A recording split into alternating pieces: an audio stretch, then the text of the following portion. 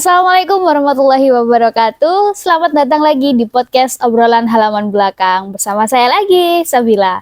Tapi kali ini kita kedatangan tamu baru dari jauh, dari pegunungan Kota Lumajang, ya bener ya? Ya. Ya, ini adalah owner dari Balai Kopi Guci Alit. Assalamualaikum. Waalaikumsalam. Monggo silakan diperkenalkan diri dulu ke teman-teman penonton podcast obrolan halaman belakang.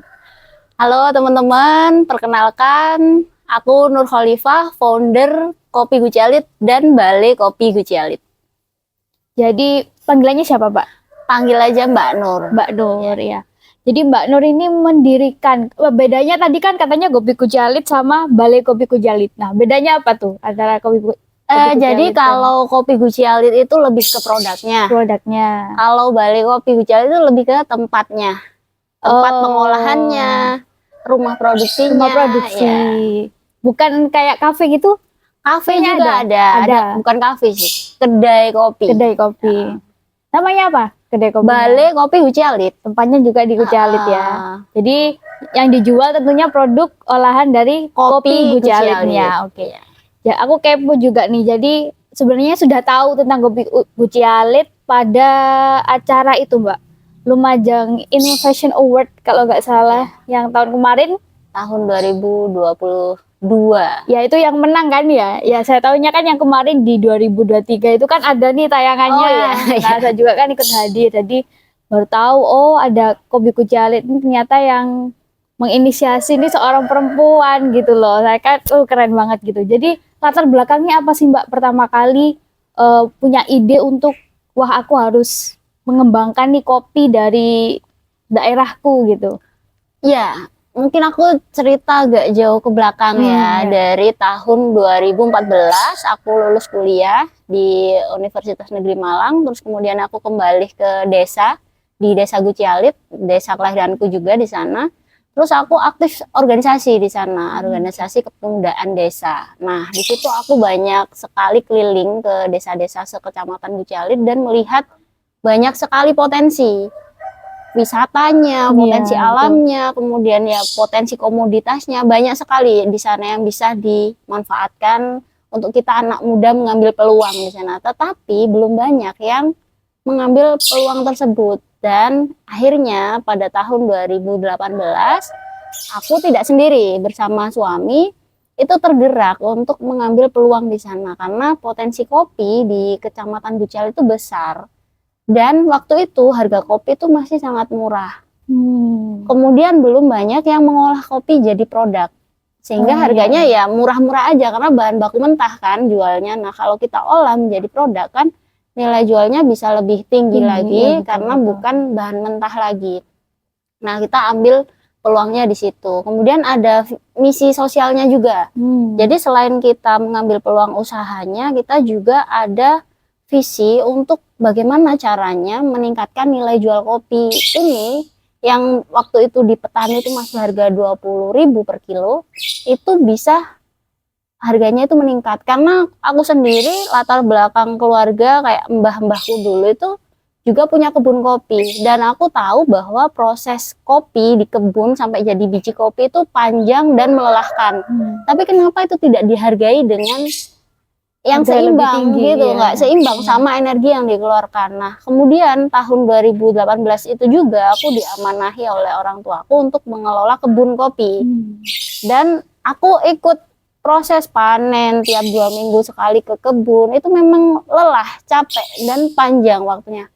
Jadi tahu sendiri rasanya kok harga kopi itu nggak dihargain sekali ya, energi yang kita keluarkan tidak dihargai. Nah, dari situ akhirnya muncul kita harus meningkatkan nilai jual kopi. Agar apa? Agar petani sejahtera, produk kopi ini bisa dihargai. Kemudian kita juga pengen mengenalkan potensi wilayah kita di Guci Alit bisa dikenal kopinya itu, karena selama ini kalau jualnya mentah itu biasanya keluar kota, ke Malang, ke Surabaya, sehingga tidak memiliki branding.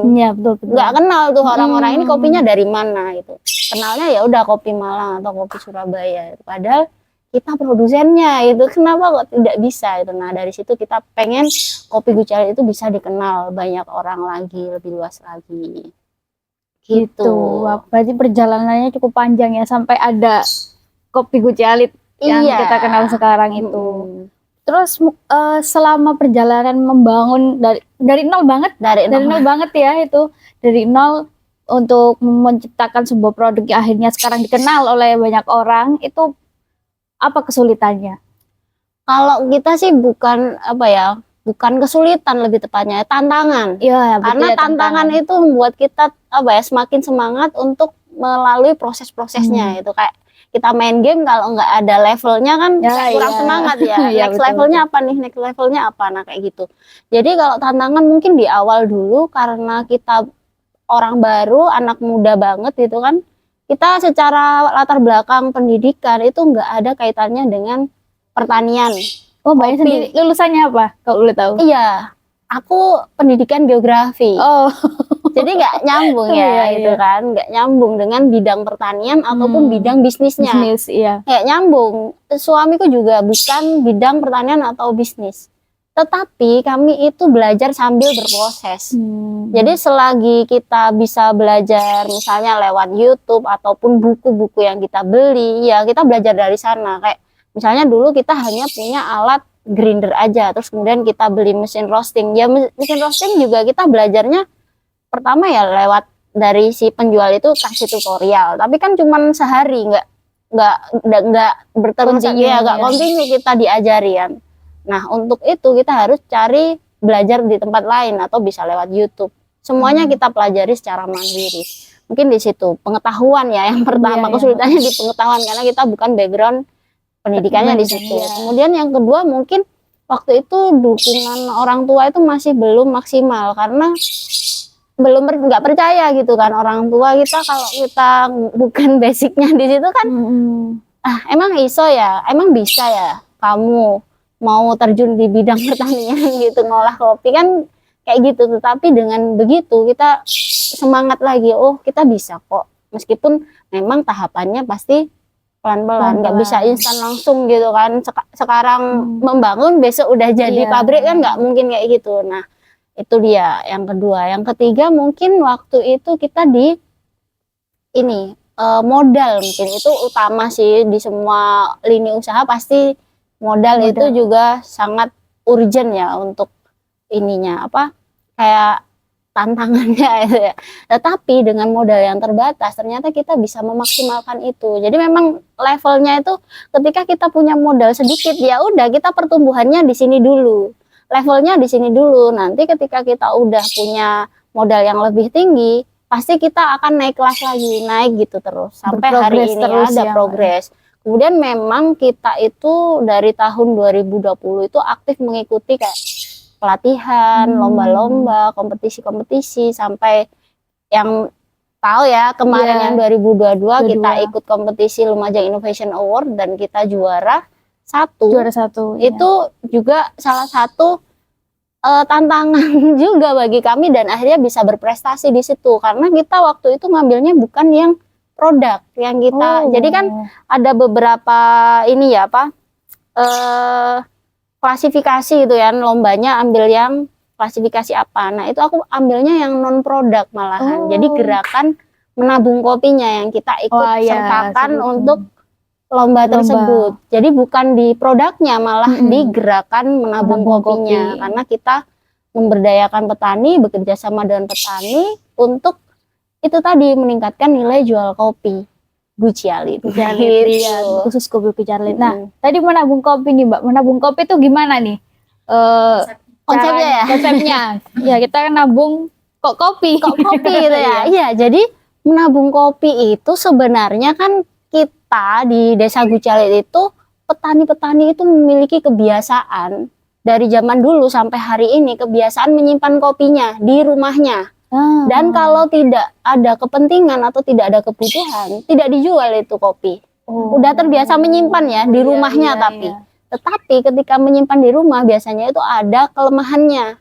Biasanya kalau tempat penyimpanannya kurang baik, itu kopi yang kualitasnya bagus bisa jadi turun grade-nya, bisa rusak. Bisa gitu ya? Iya, karena misalnya menyimpannya di tempat yang lembab, itu kopinya bisa lembab dan menjamur. Akhirnya harganya bisa semakin turun. Nah dari situ kita menginisiasi, mendapatkan ide gitu bahwa gimana kalau nyimpan kopinya di tempat kami, sistemnya menabung.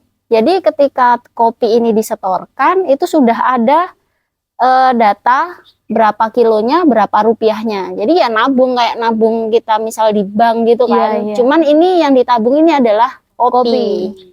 Gitu. Terus kemudian memang menabung kopi ini karena sudah menjadi kebiasaan ya bagi petani. Biasanya petani itu punya kayak tujuan menabungnya untuk apa? Itu masing-masing itu beda-beda. Ada petani itu biasanya untuk kebutuhan pendidikan anaknya.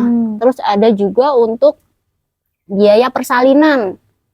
Terus ada lagi biaya untuk renovasi rumah dan lain-lain. Jadi macam-macam kebutuhan petani ini, nggak cuman ya udah nyimpen aja enggak, tapi ternyata petani itu punya rencana. Jadi menabung kopi ini untuk rencana apa gitu. Jadi memang khusus ditabung kopinya. Ditabungnya Ke Balai Kopi Guci ke Balai Alit. Kopi Guci Alit. Kemudian Iya. berarti orangnya itu datang nih bawa kopi, terus ditimbang dulu kan? Ditimbang pasti dulu berapa beratnya. kilonya. Nah, kemudian kopinya itu diolah oleh Langsung enggak. Jadi kopi ini ditabung itu kita ada buku tabungannya. Iya. Nah, kita sepakati nih harganya. Jadi ini juga terkait menabung kopi itu kita tidak menentukan secara sepihak terkait harganya. Iya, iya. Jadi kita kayak musyawarah Negosiasi dulu. Jadi sebelum musim panen itu kita musyawarah semua petani, kita sepakati bersama bahwa selama satu musim ke depan ini harga kopinya berapa nih kayak gitu. Sekarang harga kopi itu tahu nggak informasi yang terbaru harga kopi sekarang berapa? Sekarang itu di pasar itu di kisaran 70 sampai 80 ribu per kilo. Per kilo. Itu naiknya lebih dari 300%. Kalau dulu 26 ribu. Itu kopi mentah ya? Kopi mentah per kilo. Nah itu kan harganya sangat bagus, sangat menguntungkan bagi petani. Tetapi ternyata dengan fenomena tersebut hari ini ada beberapa petani itu yang merasa kayak terancam dengan kondisi tersebut karena di kebun kopinya itu banyak sekali pencurian. Karena harganya tinggi. Jadinya kayak maling-maling ini mengincar. Iya, ada. Yang parah ketika pohon kopi ini bukannya dipanen dipetik ya, tapi diramban. Tahu diramban nggak? Jadi rantingnya itu langsung ditegur. Dibabat ya kayak gitu. Itu kan merusak. Maksudnya selain merusak juga akhirnya tahun depan nggak bisa panen karena pohonnya udah rusak, nggak bisa berbuah lagi. Nah itu ancamannya bagi petani hari ini. Padahal harga kopi bagus-bagusnya. Itu tadi. Jadi kita berkesepakatan harga dulu dengan petani. Jadi tidak semena-mena. Itu. Jadi kita bersama bersepakat harga kopi kita sepakati. Begitu. Terus kopinya itu diapain, Mbak? Kita setelah kopinya disimpan di Balai Kopi, nanti kita olah menjadi berbagai macam produk kopi. Lupa tadi kita nggak bawa kopi, ya Allah. Iya ada produk kopinya. Iya tahu kok. Pernah beli. Jadi kita diolah jadi berbagai macam produk. Nah salah satunya kayak kopi bubuk, terus kemudian ada ya jadi kopi drip bag, ya kopi drip yang ada filternya gitu. Atau bisa dinikmati di Balai Kopi. Kalau di Balai Kopi bisa milih kopinya misalnya jenisnya Robusta, Excelsa, Arabica. Iya, jadi olahannya bisa menyesuaikan penikmatnya mau metode apa gitu. Oke, berarti memang untuk menabung kopi ini mungkin saya rasa sangat membantu masyarakat di sana ya, Mbak ya. Alhamdulillah sekarang itu yang dulunya diawali dari satu petani itu kita mulai menabung kopi kan tahun 2019 itu masih satu petani. Nah sekarang sudah ada 12 orang mitra petani yang bergabung menjadi mitra menabung kopi. Jadi udah 12 orang yang tergabung. Alhamdulillah meningkat. Nah untuk di Kopi Guci Alit sendiri petaninya itu warga sekitar atau masih dari keluarganya Mbak seperti yang diceritakan awal? Oh iya, jadi yang menjadi mitra Balai Kopi Guci Alit itu ada yang dari desa Guci Alit, ada juga dari desa Kenongo, ada dari desa Wonokerto. Jadi masih kecamatan Guci Alit tapi tersebar di beberapa desa. Dan kalau keluarga itu ada 2 orang yang keluarga. Tapi sisanya yang 10 orang ini bukan Sudah saudara. banyak ya. Jadi ya memang orang lain gitu, bukan Mm-mm. nggak ada hubungannya dengan darah gitu, nggak ada. Jadi ya udah orang lain memang. Jadi dengan adanya kopi Gucalit ini dapat apa ya, seenggaknya ngepas ekonomi masyarakat di sana. Iya, harapan kami begitu, karena kalau kita itu pengennya nggak cuma petani, tapi kita sekarang itu mengarah ke pemberdayaan pemuda juga. Jadi yang iya. bekerja di Balai Kopi Gucalit itu Mm-mm. anak muda desa Gucalit atau kecamatan Gucalit lah. Kalau nggak desa Gucalit ya udah sekecamatan Gucalit, pengennya gitu. Dan kita alhamdulillah hari ini 3 orang yang bekerja, 2 orang ini anak Gucalit semua, yang satu anak Lumajang. Keren. Begitu. Membuka lapangan pekerjaan. Iya, harapannya juga nggak terbatas di situ. Pengennya nanti ketika kita bisa berkembang, bisa memberdayakan masyarakat di lingkungan sekitar, kayak misal ibu-ibu, tetangga-tetangga rumah itu pengennya itu di bagian nanti mungkin diproduksi. Harapannya begitu sih. Cuman kita masih berprogres. Iya, berprogres terus seperti itu. Nah, saya juga dengar katanya masih baru ini dapat award dari apa tuh, Mbak? Ada acara apa tuh? Iya, kemarin bulan Juni ya. Juni itu alhamdulillah kita Balai Kopi Gucalit, saya Nur Holifah itu menjadi ambasador, Young Ambassador Agriculture 2024 dari Kementerian Pertanian Indonesia. Itu yang diikuti oleh anak muda di seluruh Indonesia. Dan hanya diambil 50 orang. Jadi Lumajang itu satu-satunya saya tahun ini yang mewakili menjadi Young Ambassador Agriculture. Oh, keren. Ya. Ya, yang kemarin itu salah satu rangkaiannya itu kan ada beberapa penilaian ya untuk menjadi ambasador. Nah, kita itu meminta dukungan dari semua stakeholder, kayak misal dari Dinas Pertanian, dari Dinas Koperasi, Diskominfo, dan juga kepada tentunya N1 Lumajang gitu kan, kepada Ibu PJ.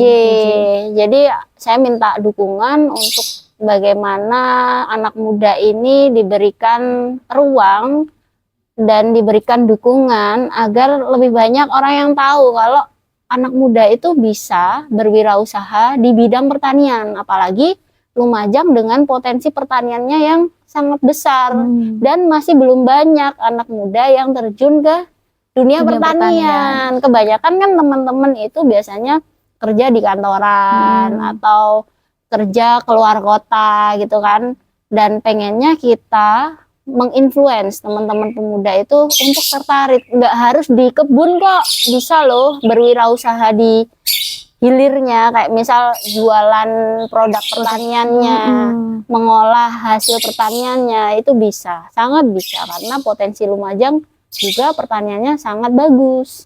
Iya, betul-betul. Ya Lumajang emang tanahnya cukup subur gitu. Lereng Semeru kita memiliki tanah yang subur. Kita ke Bromo itu kan banyak tanaman-tanaman gitu kan. Iya, dan masih banyak yang bisa dimanfaatkan gitu, nggak harus, ya itu tadi, nggak harus di kebunnya, tapi di penjualannya, karena kita anak muda kan sukanya yang apa ya, yang jualan-jualan itu kan suka sebenarnya. Cuman mungkin karena belum banyak yang terjun di situ, jadi kayak nggak ada contohnya. Siapa ya? Nggak ada yang tokoh. Iya, nggak ada apa ya, contoh yang muda yang berkecimpung di pertanian. Kalau gitu. ada yang sukses di dunia itu kan banyak yang tertarik akhirnya. Kayak kami sendiri ketika mengajak 1 orang petani untuk bermitra, kan awal-awal cuma 1. Terus kenapa hari ini bisa 10? Karena itu tadi, 1 orang ini akan menjadi contoh bagi petani yang lain. Oh, ternyata memang 1 orang ini ada dampaknya loh ketika mengikuti program nabung kopi. Akhirnya yang lain bisa mengikuti gitu, terinfluence lah dari 1 orang petani ini. Memang seorang tokoh dari anak muda itu wajib ada ya, untuk yang muda lain-lainnya itu mencontoh gitu. Terus aku juga pernah tahu Mbak sering kasih kayak workshop dan lain-lain gitu, seminar gitu ya. Kalau seminar sih kayaknya belum ya, cuman kemarin tuh sempet kita kayak ngisi pelatihan kopi gitu ya, dari proses pengolahan kopinya. Itu ada beberapa kita yang pernah ngisi, salah satunya di BLK, Balai Latihan Kerja di Wonorejo, itu ada BLK Padepokan Raya. Kita mengisi sudah 2 kali di sana. Jadi pengolahan kopi dari biji kopi sampai jadi produk. Terus kemarin kita kerjasama dengan di Kopindak di Senduro, kita ngisi pelatihan roasting kopi. Jadi ngerosting kopi sampai jadi produk. Jadi beberapa pelatihan pengolahan kopi sudah pernah kita lakukan, dan harapannya ke depan kita mau ada Balai Edu Kopi. Jadi belajar kopi di Balai Kopi. Dan pesertanya bisa umum. Harapannya begitu, tapi ini masih menyusun rencana. Dan tahun ini bulan Juli ini insya Allah minggu depan ada kita kerjasama dengan SMK Rio untuk ke kebun kopi. Jadi nanti ada kayak apa ya, visitasi ke kebun kopi, anak-anak SMK ini belajar tentang studi lapangan. Iya, gitu studi ya. lapangannya di kebun, bagaimana sih proses panen kopi di kebun bersama petani itu seperti apa, biar ya tahu bahwa ketika kita tahu prosesnya itu nggak mudah, pasti orang akan menghargai. Oh iya ya, kenapa kopi itu mahal ya, karena memang prosesnya nggak mudah, prosesnya panjang, dan kita harus menghargai itu. Betul. Nanti kapan-kapan kalau membuka pelatihan lagi kayaknya saya mau ikut. Iya ya, Saya tuh suka kopi. Oh iya, Kebetulan iya. tuh sukanya kopi apa? Biasanya ngopinya Kopi apa? hitam itu udah nggak pakai gula. Oh ya, bagus. Jadi kalau kopi itu memang lebih enak atau lebih pasnya itu tanpa gula. Kalau ada gulanya biasanya ya rasa gula jadi. Iya. Makanya sukanya kopi pahit gitu aja Iya. deh.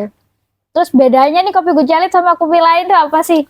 Kalau beda, setiap kopi itu di masing-masing wilayah itu pasti berbeda karena dipengaruhi, atau kayak cita rasa kopi itu dipengaruhi iklim lokal.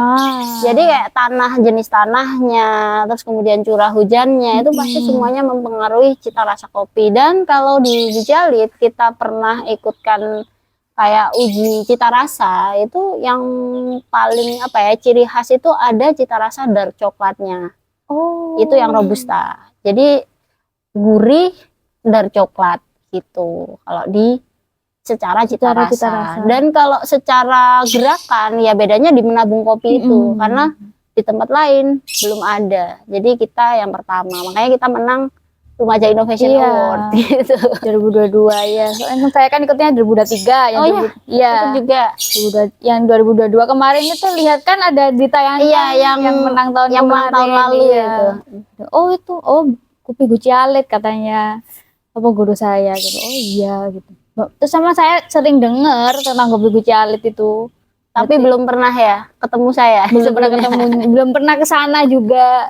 Di alamatnya di mana kalau boleh tahu? Kalau alamatnya kita di Dusun Sidomakmur, RT 4 RW 3, Desa Gujalit, Kecamatan Gujalit. Paling gampangnya itu setelah Kecamatan Gujalit itu sekitar 100 meter dari Kecamatan Gujalit ke arah PTPN.